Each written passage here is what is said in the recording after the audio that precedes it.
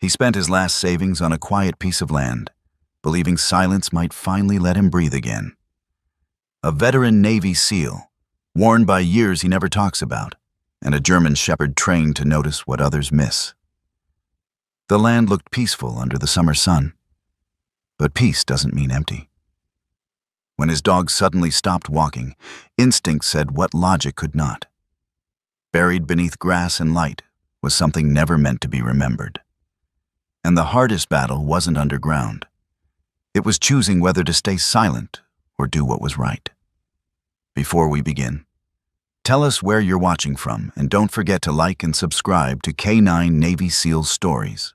Miles Kincaid drove north with the windows down, letting the warm air wash through the cab like a slow, deliberate breath. The road narrowed as it climbed, asphalt giving way to pale gravel that crunched softly beneath the tires. On either side, birch trees stood tall and bright, their white bark catching the sun like polished bone. Beyond them, darker pines rose in dense ranks, releasing the sharp, resinous scent of summer heat. The sky above was impossibly blue, wide, open, and unburdened. It felt wrong, almost, for a man like Miles to be entering a place like this.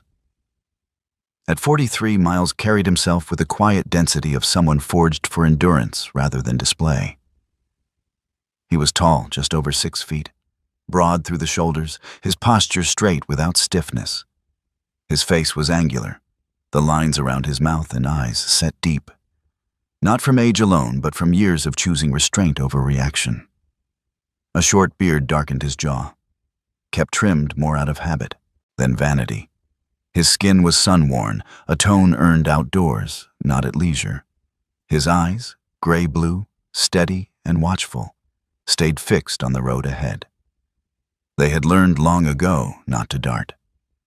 Beside him on the passenger side, Vesper sat upright, muscles relaxed but ready, amber eyes tracking the movement of trees and sky with disciplined attention. The German shepherd was 6 years old, fully mature, his black and tan coat short and dense, built for work rather than show. He did not pant idly or press his nose to the glass like a pet discovering novelty. He assessed, he listened, he measured. Miles had driven farther with less certainty before. The land he was heading toward lay near a chain of northern lakes, the kind that reflected the sky so cleanly it was hard to tell where water ended and air began. He had found it by accident, or what passed for accident in a life shaped by patterns and aftershocks. The listing had been brief. The price had been lower than it should have been. Too low. The paperwork explained why. Conservation easement, development restriction, mineral rights reserved. Miles had read those lines twice in the county office, the paper smelling faintly of dust and old ink. He understood what they meant. He understood what they cost. He signed anyway. He wasn't buying freedom. He was buying quiet. When the truck finally rolled to a stop at the edge of the property, the engine ticking softly as it cooled, Miles sat for a moment longer than necessary. Ahead of him, the land opened gently, sloping toward the lake through tall grass and scattered wildflowers. Sunlight spilled across the clearing in wide, unbroken sheets. Dragonflies skimmed the air like fragments of living glass. This was not a place that demanded anything. That alone made it dangerous. Miles stepped out, boots hitting the earth with a muted thud. He wore a weathered olive field jacket, sleeves pushed up just enough to show his forearms. Beneath it, a red and dark blue plaid shirt hung loose, the fabric softened by time. His cargo pants were dark green, worn thin at the knees, and his brown leather boots bore the marks of long use rather than neglect. A battered military watch sat heavy on his wrist. A folding knife rode clipped in his pocket. Across his back, the Eberly stock half-track pack rested easily, its straps adjusted with the precision of someone who had carried weight for miles without complaint. Vesper exited on the opposite side, landing lightly, immediately shifting into motion. He moved forward in a wide arc, nose low, tail steady, scanning the perimeter with practiced economy. His ears rotated independently, catching distant sounds, the ripple of water, the buzz of insects, the faint creak of trees moving in the heat. Miles watched him, a faint curve touching the corner of his mouth. "You're off duty," he said quietly. Vesper did not acknowledge the comment. He never did. Miles began setting up camp near the tree line, choosing a spot where the ground was high and dry. His movements were methodical but unhurried. He drove the tent stakes into the soil at even angles, checking tension, adjusting lines. Still, the structure leaned slightly to one side. When he stepped back to assess it, Vesper had stopped his patrol and was watching. The dog tilted his head just enough to make the judgment unmistakable. Miles exhaled through his nose. "I see it." Vesper's ears flicked once. That was all. The moment passed, light as breath. But it did something important. It loosened a knot Miles hadn't realized he was still carrying. Humor for him was never loud. It arrived quietly, slipped in through the cracks. By late afternoon, the camp was settled. The sun hung lower, warming the lake to a deep, liquid blue. Miles sat on a fallen log and drank water slowly, listening. There were no engines here, no voices, only the layered sounds of summer, wind moving through leaves, insects calling, the occasional bird lifting and falling back into silence. This was what he had come for. And yet, as evening crept in and the stars began to surface one by one, Miles felt the familiar unease of transition. The hour between day and night had always been difficult for him. Too much light for rest. Too much shadow for certainty. He lit a small fire and warmed a simple meal. Vesper lay a few feet away, sphinx-like, eyes half-lidded but alert. The flames painted slow movement across the dog's coat, turning black fur to bronze, gold to ember. Miles stared into the fire and let his thoughts drift. Not backward, not forward, but inward. He thought of the years he had spent obeying orders that made sense at the time and less sense afterward. He thought of moments when silence had been easier than speaking, and how those silences had grown teeth. This land had come with restrictions, boundaries written in ink, lines he could not cross. He found comfort in that. The fire popped softly. Vesper rose, not abruptly, not in size, alarm. He simply stood, muscles tightening with quiet intention. His head lifted, his body angled, not toward the lake, not toward the camp, but toward the darker stretch of forest beyond the clearing. Miles felt it before he asked. The subtle shift in the air, the way sound seemed to pull inward. "What is it?" he murmured. Vesper did not bark, did not growl. He took 2 steps forward and stopped, planting himself as if marking an invisible threshold. The dog's tail was still. That was wrong. Miles set his cup down and rose slowly, heart rate steady but attentive. He followed the line of Vesper's gaze. There was nothing obvious there. No movement. No sound he could isolate. Just trees layered in shadow, standing exactly as they should have been. And yet the dog did not move. For a long moment, neither did Miles. He had learned, over years and scars, that the absence of evidence was not evidence of absence. He had learned that the most dangerous things did not announce themselves.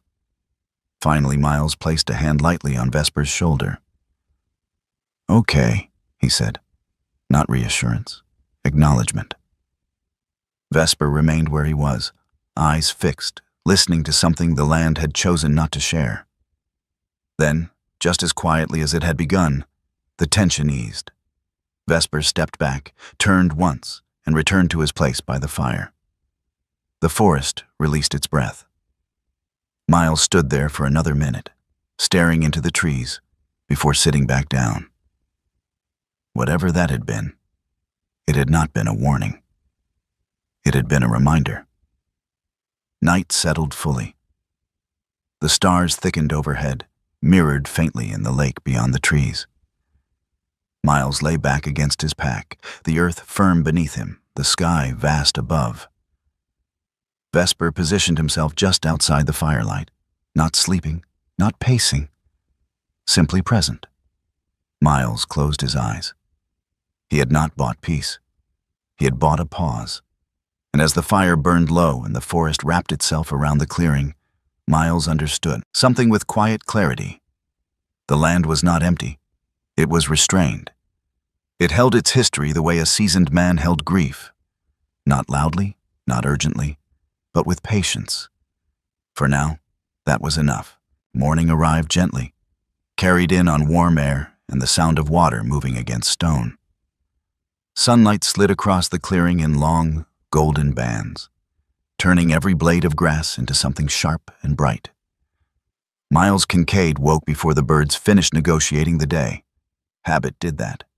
So did a mind that never fully powered down. He sat up slowly, listening. Nothing urgent answered him. No engines, no voices. Just the steady rhythm of summer, leaves stirring, insects rising, the lake breathing somewhere beyond the trees. For a moment, Miles allowed himself to believe that yesterday had been exactly what it looked like. A man and his dog arriving at a quiet place. Nothing more. Vesper was already awake. The German shepherd stood a few yards from the tent, facing east, his posture balanced and alert. At 6 years old, he had aged into himself. No wasted movement, no restless energy. His black and tan coat caught the sunlight in clean lines along his shoulders and back. When Miles stepped out, Vesper flicked an ear in acknowledgement but did not turn. Miles followed his gaze, then exhaled. "All right," he murmured. "Let's work." He pulled on his boots and field jacket, slung the half-track pack over one shoulder, and took out the small notebook he kept sealed in plastic. This was not exploration. It was orientation. The difference mattered. Miles moved methodically along the property line, pacing distances, checking elevation, marking trees with biodegradable tape. He recorded coordinates, noted changes in soil, slope, drainage. These habits had once been about survival. Now, they were about grounding, reminding himself that the world could still be measured, understood, respected. Vesper worked the perimeter with him, but never close enough to crowd. The dog ranged ahead, then back, always keeping Miles within sight. His nose traced invisible paths through the air, catching stories Miles could not read. The sun climbed higher. Heat pressed gently against Miles's back. Sweat gathered beneath his collar, but he welcomed it. Warmth was honest. Warmth did not pretend to be something else. They reached the edge of a meadow where wild grass gave way to a low rise scattered with stones. Miles slowed, scanning the ground. The earth here looked ordinary. Too ordinary. No tracks, no broken stems, no obvious disturbance. Vesper stepped forward. Then he stopped. Not abruptly, not stiffly. He simply became still, every muscle settling into a posture Miles knew too well. The dog's head lowered a fraction. His weight shifted subtly back onto his hind legs, as if bracing against something unseen. Miles felt his chest tighten. He did not speak right away. Years ago, he had learned that sound could ruin a moment of clarity. He waited, letting the silence stretch until it felt deliberate. "What do you have?" he asked quietly. Vesper did not look at him. His amber eyes were fixed on a patch of ground where the grass grew slightly. Thinner, the color just a shade off from the rest. The dog's tail was low and still. His ears were angled forward, catching something that did not carry sound. Miles approached slowly, careful not to crowd. He knelt beside Vesper and pressed his palm to the earth. It was firmer here, not compacted like a road, not rocky, just anchored, as if the soil resisted being disturbed. He inhaled. There it was, a faint metallic tang so light it could have been imagined, but Miles almost dismissed it. Almost. He had once learned, the hard way, that almost was where mistakes lived. He smiled despite himself.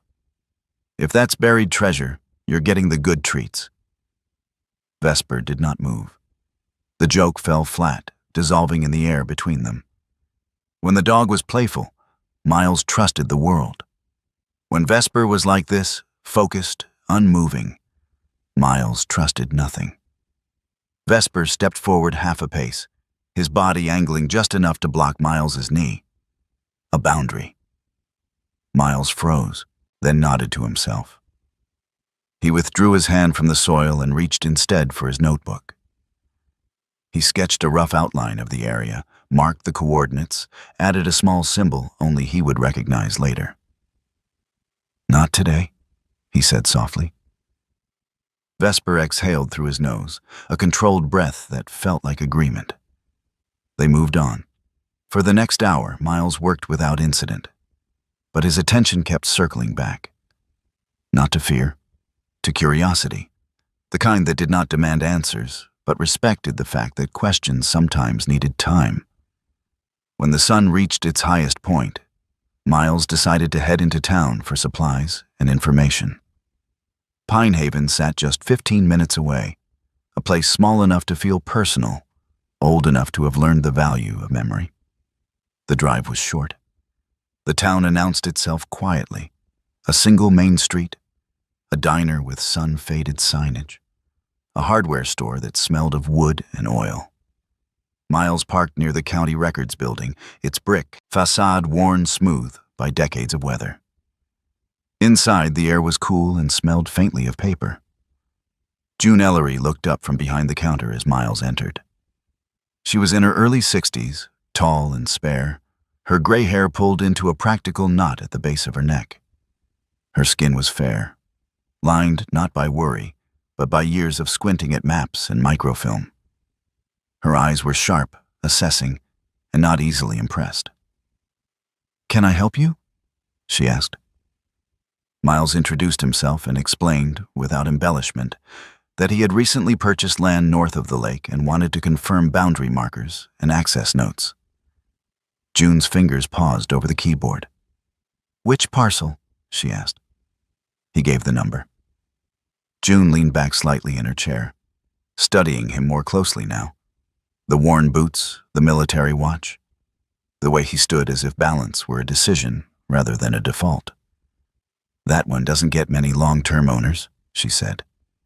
Miles met her gaze. "Why's that?" June considered him for a moment, then stood and gestured for him to follow. "Let's look." She led him to a long table and spread out a series of maps. The boundaries were clear, the topography detailed. But there were gaps, places where information simply stopped. "Nothing illegal," June said, tapping the page.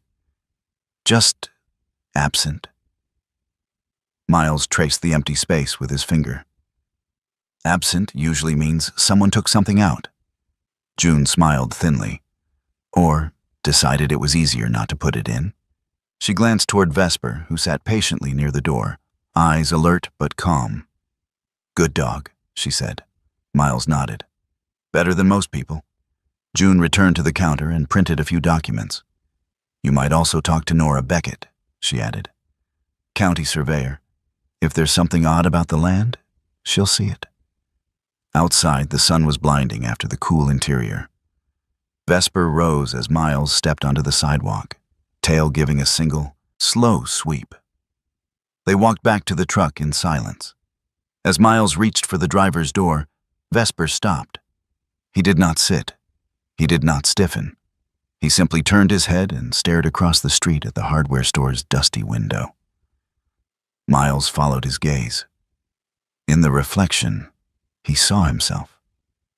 And just behind him, the county records building. The reflection wavered slightly in the heat, bending lines, distorting edges.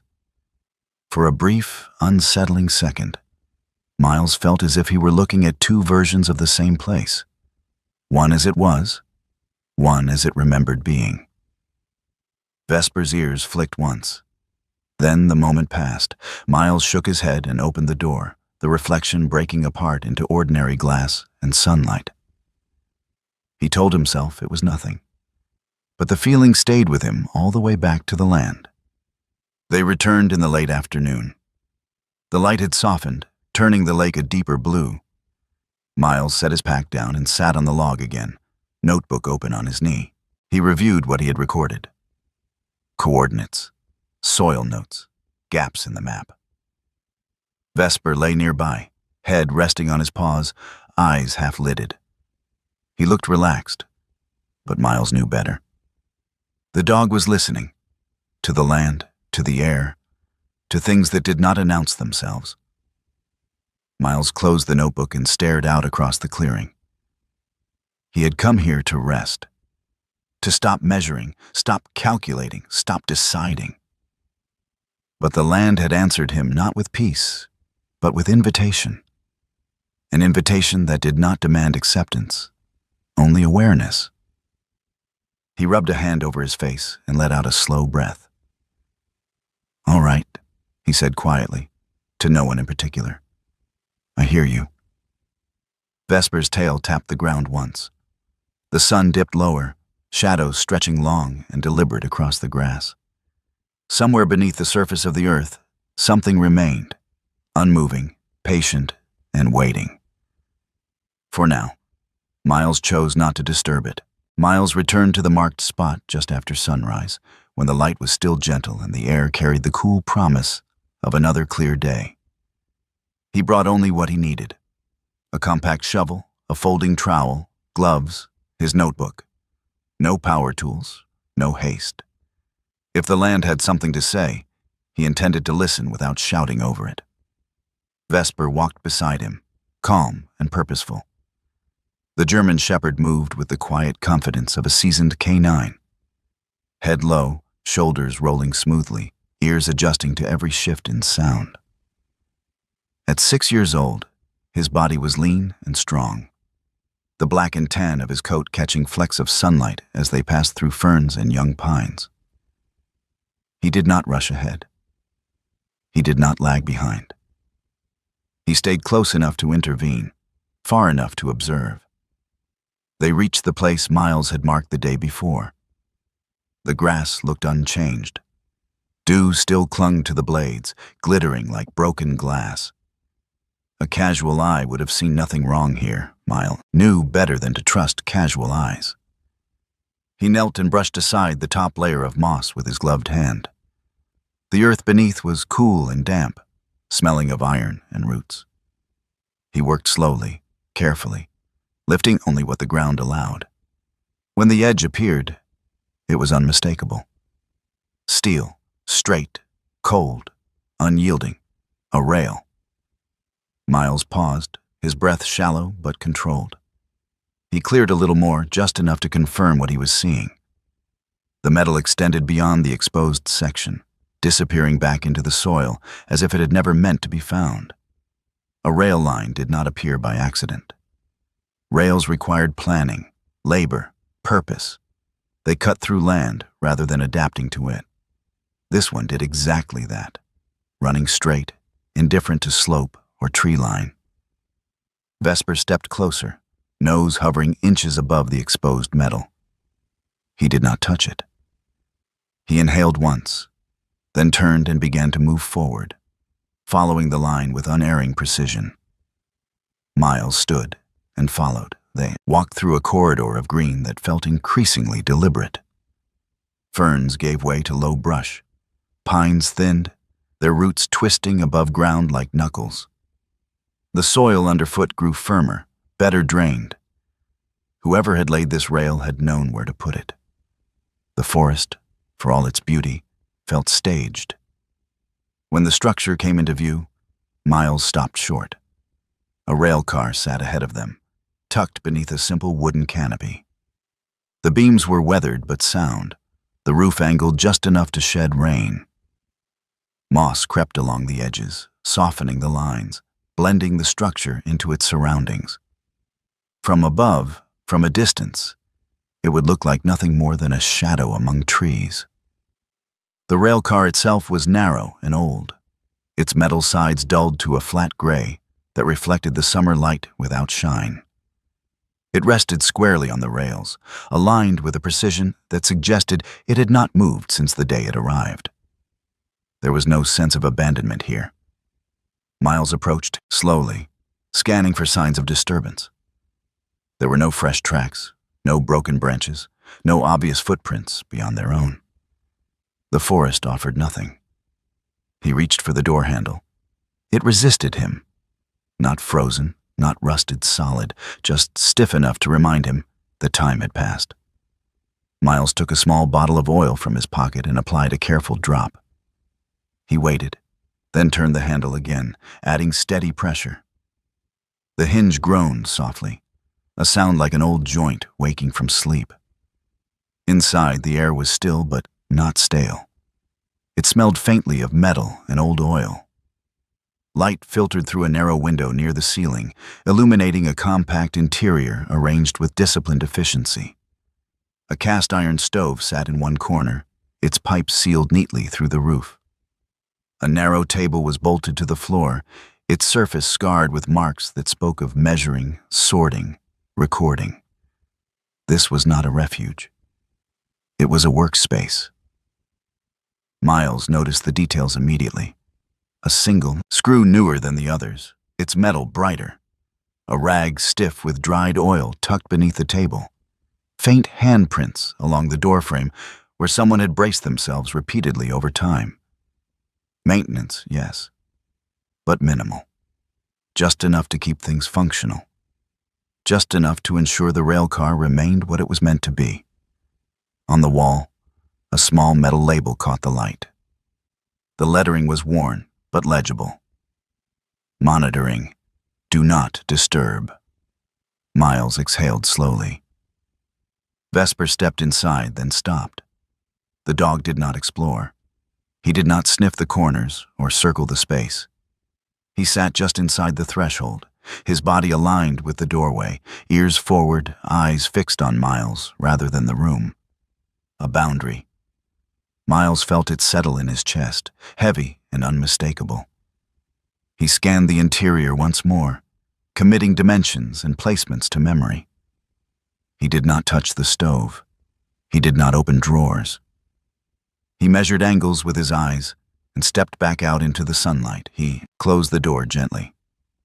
They circled the structure, Miles counting steps, noting the thickness of the beams, the way the canopy extended just far enough to protect the railcar from direct rain and snow. This had been designed by someone who understood concealment, someone who knew how to let nature do the rest of the work. Miles pulled out his notebook and sketched quickly. Lines, angles, orientation. He marked the position of the rail relative to the lake and the clearing. He did not photograph it. Digital records traveled. Paper stayed where it was put. Vesper remained still, watching. After a time, Miles straightened and stepped back, increasing the distance between himself and the railcar. He felt the faint pull of curiosity, sharp and insistent. He also felt something else. Restraint, shaped by experience rather than fear. "This isn't ours," he murmured. Vesper's tail gave a single, slow movement. They left the clearing as they had found it, careful not to disturb the moss or the grass. The forest closed in behind them, swallowing the straight lines with practiced ease. They had gone perhaps 50 yards when Vesper stopped again. This time, the dog turned his head sharply, ears angling toward a shallow depression near the railcar's rear corner, something Miles had missed. The ground there dipped subtly, the grass shorter, as if pressed down repeatedly over years. Miles followed Vesper's gaze and felt a chill that had nothing to do with temperature. The depression was too regular, too clean. He took a step closer, then halted. Vesper did not block him. He did not sit. He simply looked back once, his expression unreadable but intent, and then returned his focus to the ground. Miles understood the message clearly enough. there was more here. And whatever it was, it extended beyond what could be seen. He marked the spot in his notebook without approaching further and turned away, his pulse steady but alert. Some thresholds did not announce themselves with doors. The walk back to camp was quiet. The sun climbed higher, the forest brightening as if nothing unusual had been revealed. Miles brewed coffee over his small stove and sat on the log, staring into the steam as it rose and vanished. He thought of rail lines that no longer appeared on maps, of projects that ended without explanation, of the cost of silence and the cost of speaking. Vesper lay nearby, his body relaxed, but his awareness unmistakable. He had not been meant to live quietly. Even at rest, there was something watchful about him, an attentiveness that did not fade. Miles took a long drink of coffee and set the cup aside. He had not come here looking for answers. He had come for quiet. But quiet, he was learning, was rarely empty. It was full of things waiting for the right kind of attention. He closed his notebook and slid it back into his pack.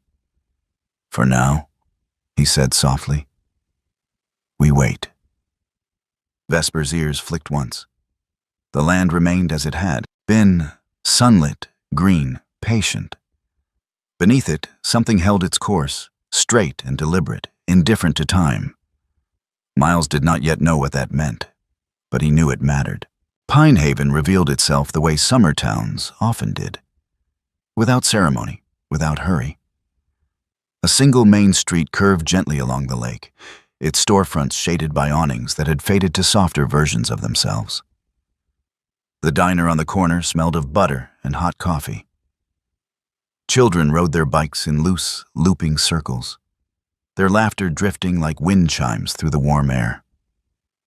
Older residents sat on porches and benches, watching the day pass as if time were a familiar neighbor. Miles Kincaid parked his truck beneath a maple tree and sat for a moment with the engine off. The heat ticked softly under the hood. Vesper sat in the back seat, head high, eyes tracking the slow choreography of people and movement. He was calm here, not relaxed, but not braced either. Towns were complicated. Too many signals, too much overlap. "Stay," Miles said quietly. Vesper obeyed, lowering himself into a sphinx-like posture. Watching through the open window, the county records office occupied a squat brick building halfway down the street. Inside, the air was cooler, tinged with the dry smell of paper and dust. Fluorescent lights hummed softly overhead. June Ellery looked up from behind the counter as Miles entered. She was taller than most women her age, her frame lean and straight-backed, as if posture were a matter of principle. Her gray hair was pulled into a neat knot at the base of her neck, not out of vanity, but practicality. Her skin was fair, lined in a way that suggested long years of attention rather than worry. When she spoke, her voice carried the calm efficiency of someone who had learned that clarity saved time. "You must be the new landowner," she said, not unkindly. Miles nodded. Miles Kincaid. June's eyes flicked briefly to his boots, his watch, the way he stood without leaning. She didn't comment. She simply gestured toward the counter. "What can I help you with?" Miles explained what he needed. Boundary confirmation, historical access notes, anything unusual attached to the parcel. He spoke plainly, without drama. June listened without interrupting. When he gave her the parcel number, her fingers paused over the keyboard. "That one," she said slowly. She leaned back in her chair and studied him more closely now, curiosity sharpening her gaze. "You bought it knowing about the restrictions?" "Yes." June's mouth twitched. "Most people don't." She stood in motion for him to follow. "Let's take a look." They moved to a long table at the back, where rolled maps and folders lay stacked with careful disorder.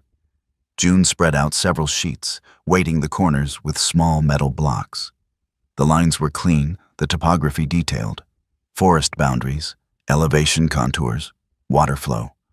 Everything a piece of land should have. And then, nothing. In the area Miles recognized immediately, the information thinned and then stopped. No utility lines, no historical overlays, no annotations beyond the bare minimum. June tapped the blank space with a finger. This part's always been quiet. Miles traced the edge with his knuckle. Quiet how? Not illegal, she said. Just absent. Absent usually means someone removed something, Miles replied. June's eyes met his. Or decided it was easier not to put it in. She folded her arms loosely, considering. You should talk to Nora Beckett, county surveyor.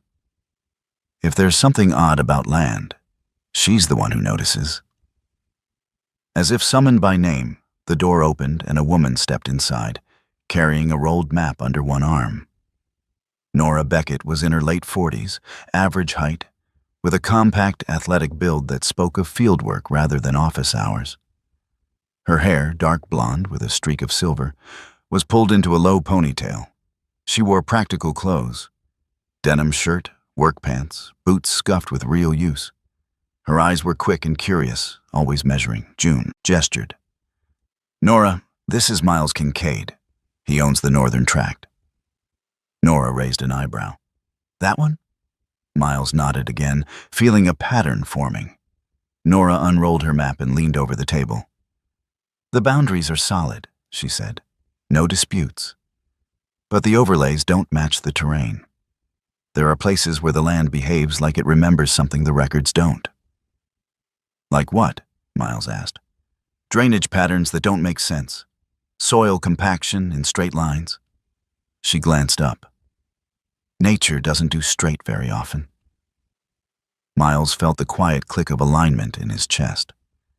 Before he could respond, the bell above the door jingled. Cal Hargrove shuffled in, wiping his hands on a rag bag that had once been white.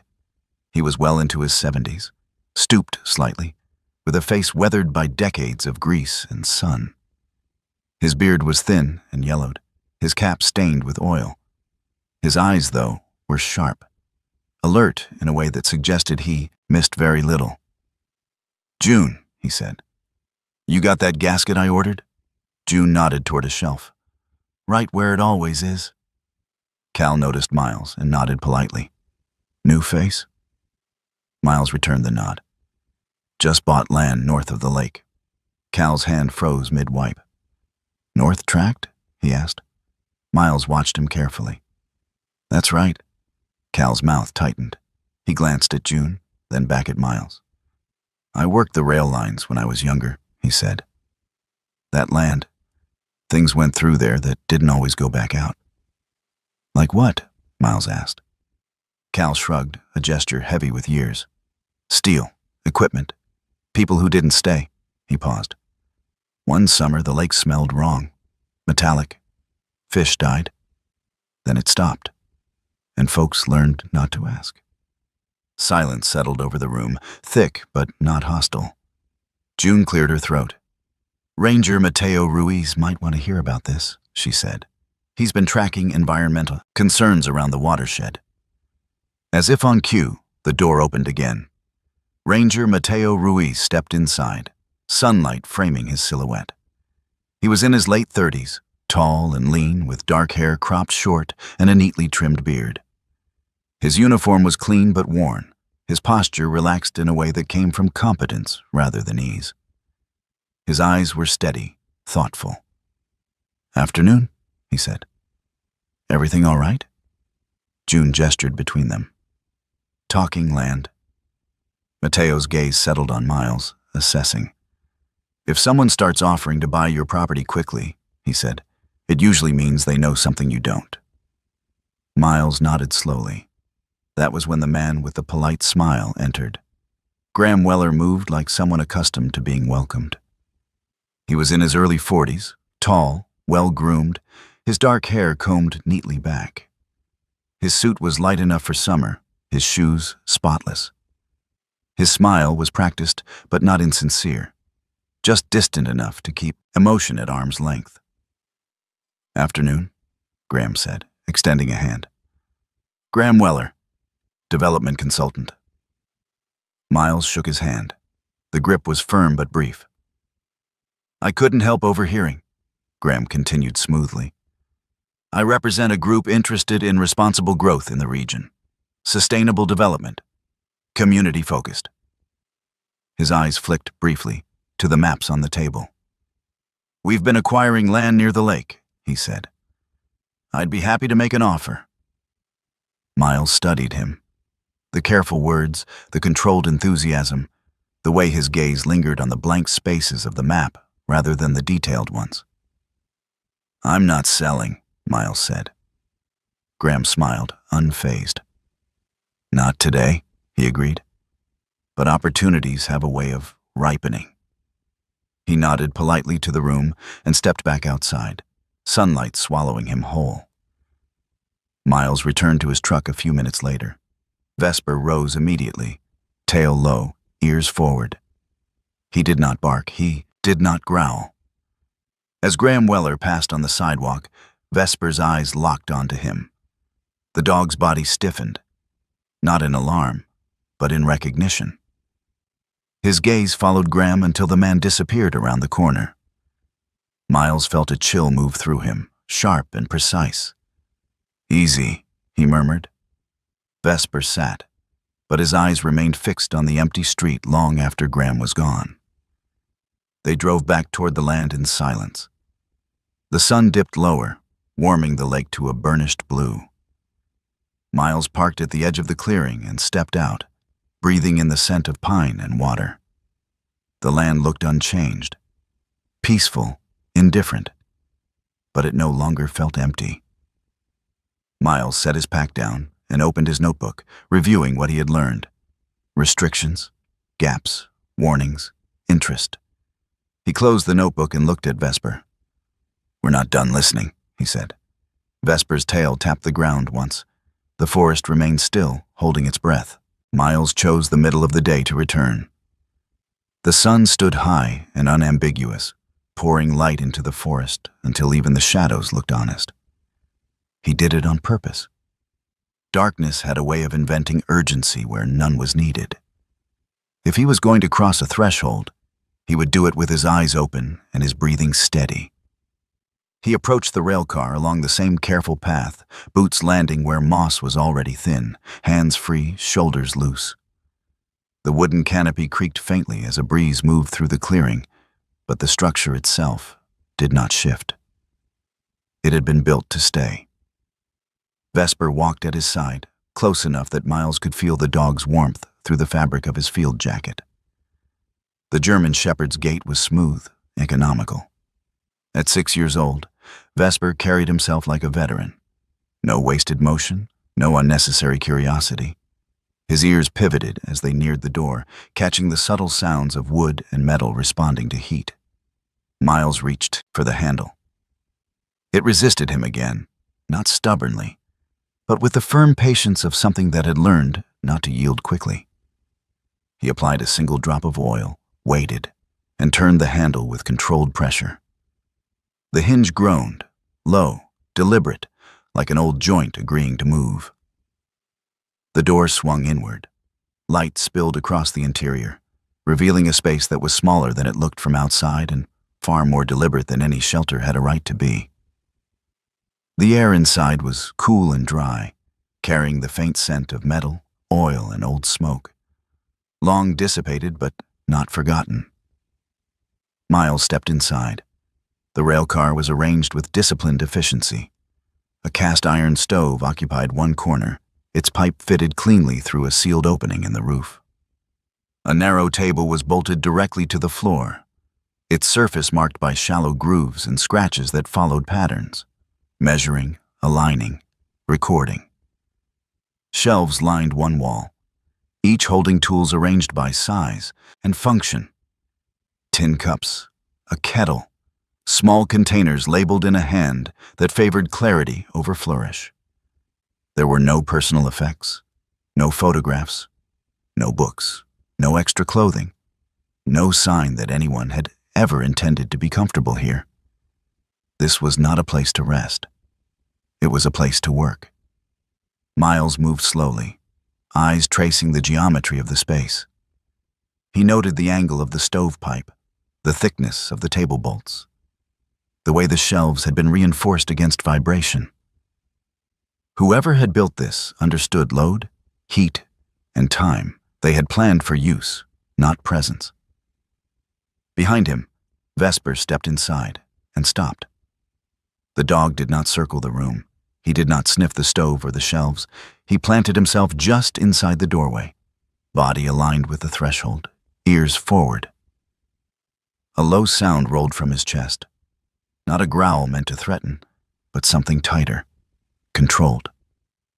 A warning shaped by restraint. Miles froze. He followed the line of Vesper's gaze to the floor. At first, the difference was subtle. A shift in grain, a change in tone. One section of the wooden planks did not match the others. The boards were newer, treated, their edges fitted with a precision that had nothing to do with age or accident. A patch of floor that did not belong. Miles knelt, careful not to cross the invisible line Vesper seemed to be guarding. He ran his fingers along the seam. There was no handle, no obvious latch. Whoever had installed it had not wanted it found quickly. His chest tightened, not with fear, but with recognition. Years ago, in another place under a different sun, Miles had stood in a room like this. Maps spread across a table, details dismissed as minor because there was pressure to move, to finish, to obey the momentum of a plan already in motion. He had noticed something then, a discrepancy, a pause in his gut, and chosen to keep quiet. No one died that day. But someone had been hurt badly enough that the cost followed Miles home, etched into memory rather than scar tissue. He had learned something since. Silence was a decision.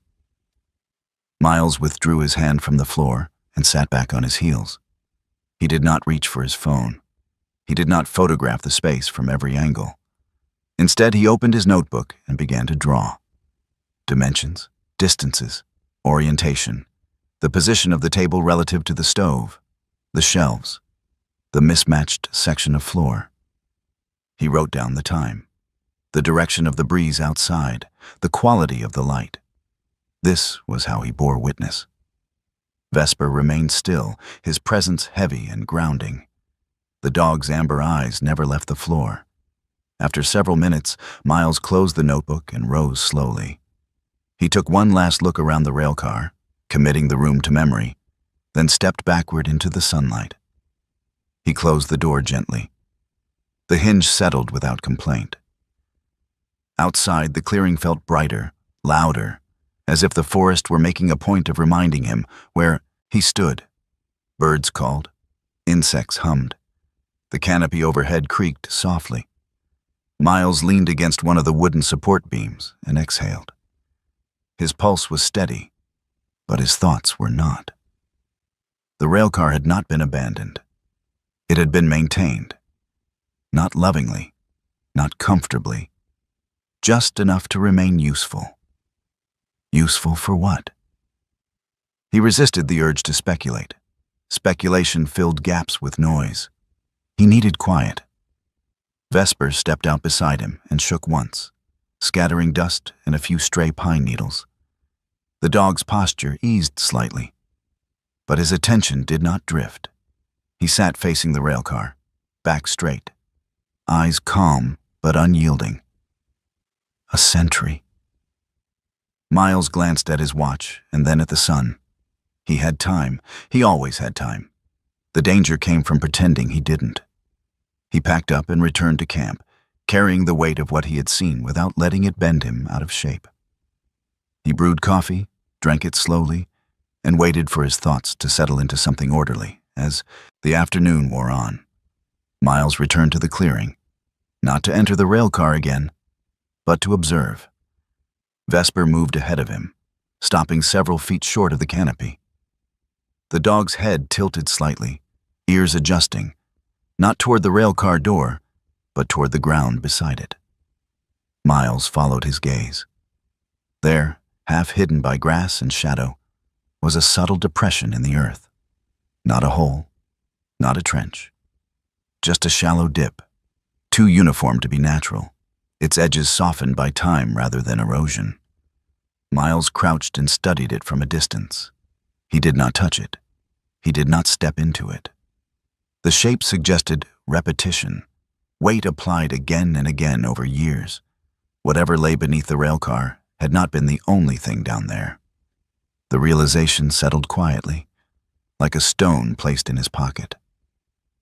By late afternoon, the light had shifted, slanting through the trees at a lower angle.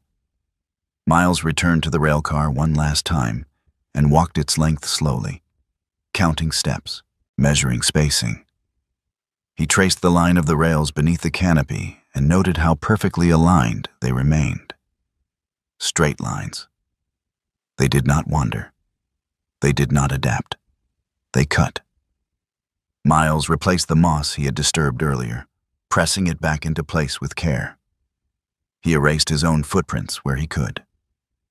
The forest had been generous enough to reveal something. He would return the favor by leaving as little of himself behind as possible. At camp, he sealed his notebook in its plastic sleeve and stowed it deep in his pack. He did not sleep immediately when night came. Instead, he sat with his back against a tree and watched the stars appear one by one. Vesper lay at his feet, head resting against Miles's boot. The dog's breathing was slow, even. He was not guarding. He was anchoring. Miles stared out into the dark and let the memory of the railcar replay, not as a threat, but as a question. He had come here to disappear into quiet. But quiet, he was learning, did not mean absence. It meant containment. It meant things held in place by intention rather than neglect. Miles rested a hand on Vesper's shoulder. "Not yet," he said softly. The dog did not move. Some doors, Miles knew now, were meant to be closed. Not because they were empty, but because they were waiting for the right reason to be opened. Miles did not open the floor panel right away. He stood in the railcar doorway with his phone pressed to his ear, sunlight warming the back of his neck, listening to the steady voice on the other end of the line. "Confined spaces are unforgiving," Ranger Mateo Ruiz said. "Even the clean ones. Pockets of gas, weak steps, animals nesting. If you go down there, you treat it like it wants to kill you." Miles looked at Vesper, who sat just outside the door, alert but calm. "Understood," Miles replied. "I'll prep." "Good," Mateo said. "And Miles, if something feels off, you don't push through it. You back out." That, Miles thought, was advice learned the hard way. He ended the call and moved with quiet efficiency. Rope first, static line, anchored to a support beam he had already tested for load. 2 lights, 1 primary, 1 backup. Fresh batteries. A simple filter mask. Not for heroics, just insurance. Gloves. Notebook sealed in plastic. This wasn't curiosity anymore. It was responsibility. Miles knelt and placed both hands on the mismatched floor panel. He lifted slowly, controlling the weight so it wouldn't slam back down.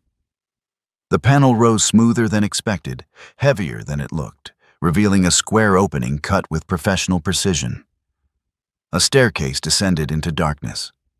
Concrete steps, clean edges. A narrow drainage channel ran along one side, stained faintly with mineral residue. The walls were sealed with moisture-resistant coating, still intact. Electrical conduit hugged the concrete, wires cut cleanly and capped, not torn. This space had not been abandoned in panic. It had been shut down deliberately. Miles tested the first step with his boot. Solid. He clipped the rope to his harness and began his descent, counting each step under his breath. The air below was cool and dry, carrying a faint scent of concrete and old metal. No standing water. No rot. At the bottom, the space opened wider than he had expected. Steel beams supported the ceiling. Shelving units lined one wall, bolted directly into the floor. Metal cases sat in neat rows, each labeled in fading stencil. A desk stood near the center, its surface worn smooth where hands had rested again and again. This was not storage. This was infrastructure. Miles swept the room with his light, methodical, controlled. He opened one case and froze. Inside were sealed containers, each carefully packed. Labels were still legible. Lake sample, AU 2009. Another case held rolled maps, edges softened from repeated use. He unrolled one carefully. A familiar shoreline appeared, marked with shaded zones radiating outward like bruises. Plume modeling, contamination mapping. Miles exhaled slowly, the sound loud in the quiet room. On the far wall, a metal placard caught the beam of his flashlight. Environmental Monitoring Station. The word settled into him with a weight he did not welcome. This place hadn't been built to hide something that happened once. It had been built to watch something over time. Miles documented what he could without disturbing a thing. He noted labels, positions, dates. He resisted the urge to speculate. Speculation could wait. Facts could not. He climbed back up, sealed the floor panel, and closed the railcar door with deliberate care. Outside, the afternoon sun felt almost intrusive. Vesper rose immediately, moving to Miles's side, eyes searching his face. "I know," Miles murmured. "I saw it too." They walked away from the railcar, Miles's mind already shifting from observation to obligation. They were halfway back to camp when the wind changed. Vesper's head snapped up, ears rigid. His body tensed. Not fear, not alarm, but urgency. Without waiting for a command, the dog broke into a run, cutting left toward the lakeshore. "Vesper!" Miles called, already moving. The dog sprinted ahead, weaving through brush with explosive speed. Miles followed, boots pounding the earth, heart steady despite the sudden shift. He trusted this instinct more than any map. They burst through the trees to the edge of the lake. A boy stood knee-deep in mud near the waterline, frozen, eyes wide with panic. He couldn't have been more than 8 or 9, thin, sunburned, his blonde hair plastered to his forehead with sweat. Each movement pulled him deeper into the soft ground. Vesper reached him first. The German shepherd planted himself between the boy and the deeper mud, stance wide and unyielding. He barked, not frantic, not aggressive, but sharp and rhythmic. A signal. The boy stared at him, breath hitching. "It's okay," Miles said, arriving seconds later. "Don't move." Miles assessed the ground quickly. The mud was deceptive, firm looking on top, hungry underneath. He looped his rope around a nearby tree and moved closer, low and slow. Vesper did not move. He held his position, eyes locked on the boy, body blocking the worst of the danger. When Miles reached him, the dog shifted just enough to allow the rope through, then resumed his stance. Miles secured the rope around the boy's waist. "Lean back," he instructed gently. "Let me do the work." With steady pressure, Miles pulled. The mud released its grip reluctantly, but it released. The boy stumbled forward, collapsing against Miles's chest, shaking but unhurt. Moments later, frantic voices echoed from the trail. A woman ran toward them, breathless, her dark hair pulled into a messy ponytail, her face pale with fear. She couldn't have been much over 30, tall and slender, her movements sharp with panic, held barely in check. "Ethan!" she cried. The boy turned.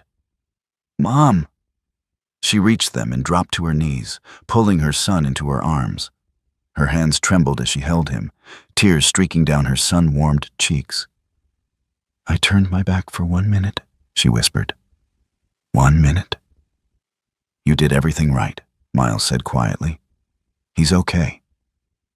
The woman looked up at him, really seeing him now. The worn boots, the calm eyes, the dog standing like a statue beside them. "Thank you," she said, voice breaking. "Both of you." Vesper stepped forward and licked the boy's muddy hand once, then sat, duty fulfilled. As they waited for the woman's husband to arrive, the boy pointed toward the trees. "Your dog didn't bark at me," he said softly. "He just stood there, like he knew." Miles felt something tighten in his chest. Vesper looked back at him then, amber eyes steady, unreadable. Some instincts, Miles knew, didn't just sense danger. They recognized it. After the family left, gratitude trailing behind them like a wake, Miles stood at the water's edge for a long moment. The lake shimmered in the afternoon light, beautiful and deceptively calm. The samples underground, the maps, the boy's narrow escape. This was no longer a private reckoning. Back at camp, Miles cleaned his gear and sat with his phone in his hand. He scrolled to a name he hadn't used in years, Ben Stroud. Ben had been his liaison once, quiet, methodical, allergic to drama. A man who understood chain of custody and why it mattered. The call connected on the third ring. "Miles," Ben said, surprise threading his voice. "Didn't expect to hear from you." "I found something," Miles replied, "and someone almost got hurt because of it." There was a pause. "Then you did the right thing calling," Ben said. Miles stared out at the trees, Vesper lying nearby, head on his paws, eyes open. "I have documentation," Miles continued. "Untouched, location logged. I need this handled clean." "Send nothing digitally," Ben replied. "Sit tight. I'll take it from here." Miles ended the call as the sun dipped lower, shadows stretching across the clearing. He had crossed the threshold, not by opening a door, but by refusing to ignore what lay beyond it. Vesper shifted closer, pressing his shoulder against Miles's leg. The land was still bright, still peaceful, but now it was awake. They arrived just after 9 in the morning, not with sirens, not with urgency, just a line of unmarked state vehicles easing onto the forest road as if they had always belonged there. Miles watched from the edge of the clearing, arms relaxed at his sides, posture neutral. Vesper sat beside him, calm and observant, his ears tracking the soft crunch of tires on gravel. The lead vehicle stopped first. A woman stepped out, mid-50s perhaps, average height, broad-shouldered, her hair cut short and practical. She wore a state DNR jacket faded at the seams, boots dusted with real soil, not office floors. Her face held no surprise, only focus. "Mr. Kincaid," she said, extending a hand. "Laura McKenna, Department of Natural Resources. Case numbers already open." Miles shook her hand, firm, professional. "You were expecting this?" he asked. Laura gave a faint, humorless smile. "We were expecting something. Dormant file site. That means a file that stays asleep until the landowner speaks up. Chain of custody depends on that." Behind her, technicians moved with quiet efficiency. No raised voices, no dramatic gestures. Tripods went up. Sample kits opened. Clipboards appeared. The railcar was approached not with curiosity, but confirmation. That, more than anything, unsettled Miles. They weren't surprised. A man in his early 40s joined Laura, tall, narrow-framed, with wire-rimmed glasses and a clipped beard already showing gray. He introduced himself as Aaron Feld, environmental engineer. His voice was soft, precise, as if volume were wasted energy. "We'll take soil cores first," Aaron said. "Then water samples from 3 depths. After that, we seal." "And the underground station?" Miles asked. Aaron nodded. "Already documented. Permanently decommissioned today." They worked through the afternoon. Samples were bagged and labeled, coordinates logged, photos taken, measurements recorded. The hatch beneath the railcar was opened one final time, documented, then closed. Concrete was poured, reinforced with steel mesh, smoothed with care, not erased, contained. Miles stood with Vesper near the tree line, watching. The process felt colder than secrecy ever had. This was proof that what he'd found wasn't a rumor, or a theory, or a mistake. It had happened. By late afternoon, the work was done. Laura approached him again, a folder tucked under her arm. "You have two options," she said, without ceremony. "Sell the property. The state facilitates the transfer. You sign a non-disclosure. The land gets absorbed into a managed buffer. And the other? You keep it," Laura replied, "with restrictions, development setbacks, no structures along the lake's eastern edge, periodic inspections, no notice." Miles didn't answer right away. The forest hummed around them, cicadas, wind through leaves, the ordinary music of summer. Before he could speak, another vehicle rolled up. Graham Weller stepped out, as if on cue. Same clean suit, same measured smile. Sunglasses this time, which he removed as he approached, eyes sharp with calculation. "Miles," he said warmly, "I heard things were complicated." Miles said nothing. "I'm prepared to make a generous offer," Graham continued. "Well above market, cash, quick close. You walk away without headaches." Vesper rose to his feet, not aggressively, just deliberately. He positioned himself slightly in front of Miles, body angled, not blocking, not challenging. Present. Graham's eyes flicked to the dog, then back to Miles. His smile tightened. Laura cleared her throat. "This conversation happens with us present, Mr. Weller." Graham chuckled lightly. "Of course." Miles looked from Graham to the folder in Laura's hands. Silence pressed in. Not empty, but expectant. He thought of the underground room, of the boy by the lake, of the years he'd carried one unmade call like a weight that never quite settled. "I'm keeping the land," Miles said. Graham blinked once. "You're sure?" "Yes," Laura nodded. "Then you accept the conditions." Miles took the folder. "I do." Graham exhaled through his nose, polite disappointment etched carefully onto his face. "If you change your mind." "I won't," Miles said. Graham studied him a moment longer, then smiled again. "Well, enjoy your peace." He left without another word. The DNR vehicles followed not long after, the clearing returning to itself piece by piece. Only one thing remained.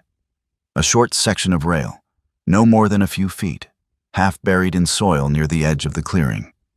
Too small to lead anywhere. Too deliberate to remove. Laura paused beside it. "The Historical Society asked about preserving the railcar," she said. "Secured, monitored, interpreted someday." "And the rail?" Miles asked. She glanced at it. "That can stay, marked as industrial debris. Context matters." She hesitated, then added, "You did the right thing." Miles watched her leave.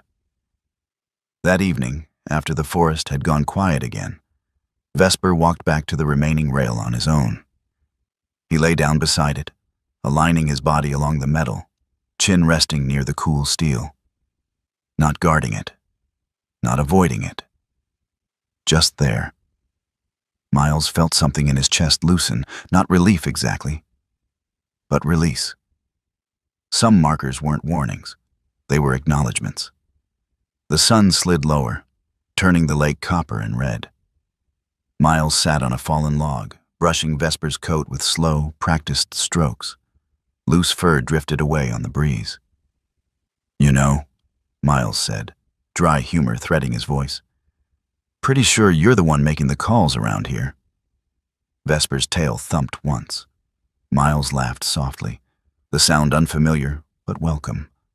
The land stretched around them, changed, but intact.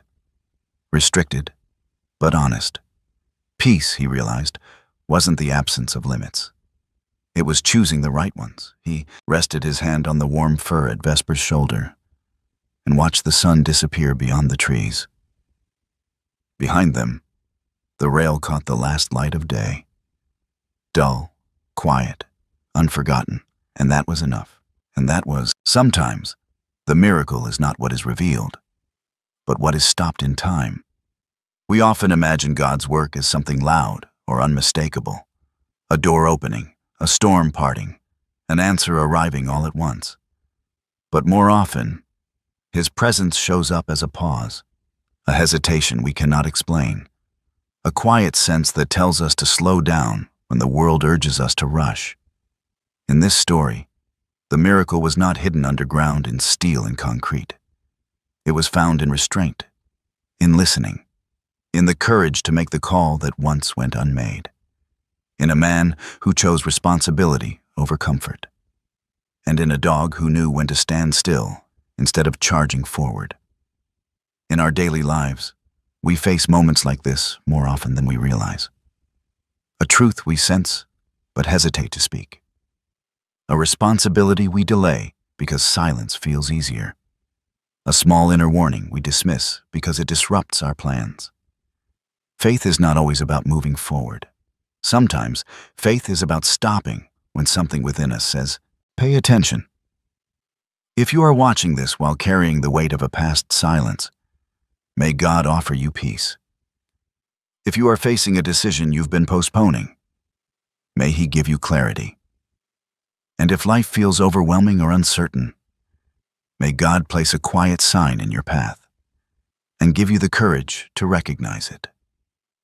Thank you for spending this time with us. If this story touched your heart, please share it with someone who may need it today. Let us know in the comments where you are watching from and what this story reminded you of. And if you believe in stories that honor courage, faith, and the bond between humans and dogs, subscribe to this channel so we can continue walking this path together.